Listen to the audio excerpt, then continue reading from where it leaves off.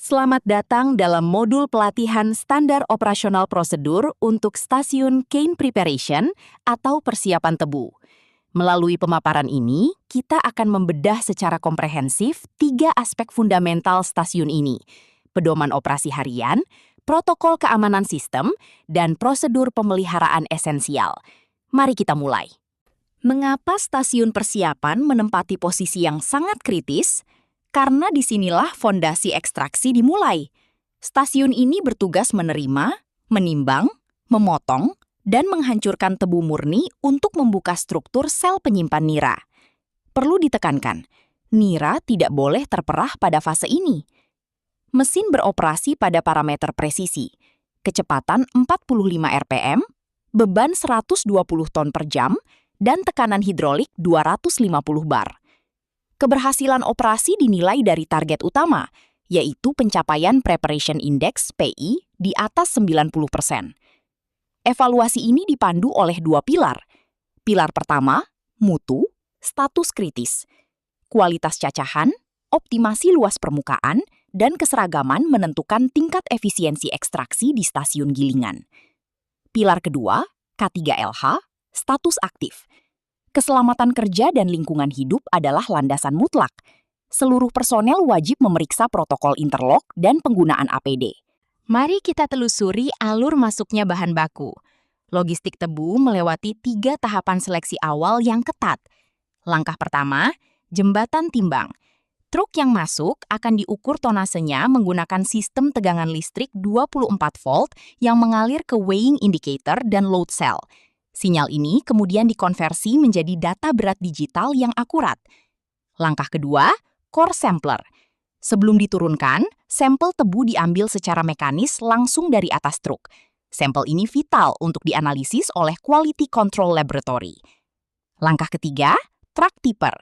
Menggunakan sistem pendorong hidrolik yang mengangkat bagian depan truk, muatan tebu dijatuhkan secara gravitasi ke dalam side cane carrier untuk memulai proses mekanis.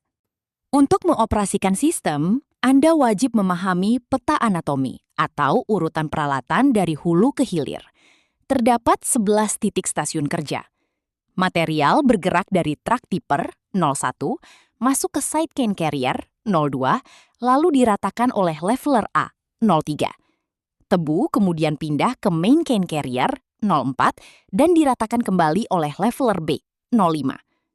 Proses pemotongan intensif terjadi pada cane cutter 1, 06, dan cane cutter 2, 07. Material dilempar oleh cane kicker, 08, melewati perlindungan magnetic iron separator, 09, lalu dihancurkan total di heavy duty hammer shredder atau HDHS, 10. Sebelum akhirnya dinaikkan oleh shredded cane elevator, 11, menuju stasiun gilingan. Pada fase pemrosesan, terdapat 3 unit utama yang bekerja berdampingan.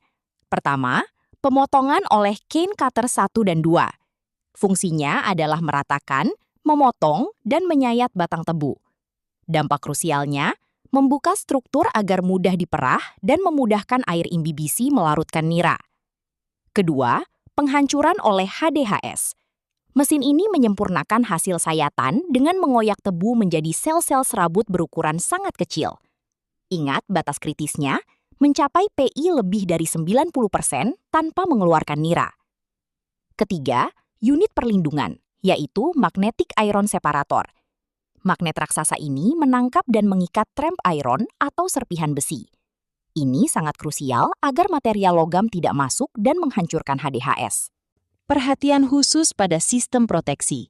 Stasiun ini dilindungi oleh sistem interlock pengaman terpusat. Prinsip kerjanya adalah efek domino keselamatan.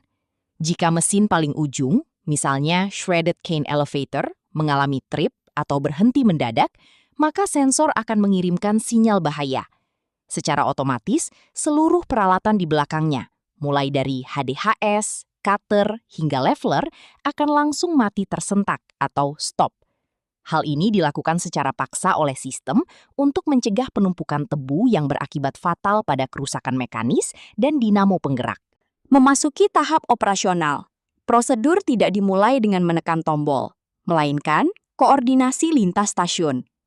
Operator wajib berkomunikasi dengan mill house, power house, dan boiler house. Pastikan seluruh unit gilingan dan intermediate carrier sudah berjalan stabil. Setelah clear, lakukan sekuensi startup. Buka aliran air pendingin ke blok bearing dan oil cooler, serta pastikan tidak ada kebocoran. Nyalakan pompa minyak pelumas dan sistem hidrolik. Buka saluran udara kompresor instrumentasi. Posisikan switch power MCC di panel ke posisi auto. Terakhir, aktifkan sistem interlock secara penuh.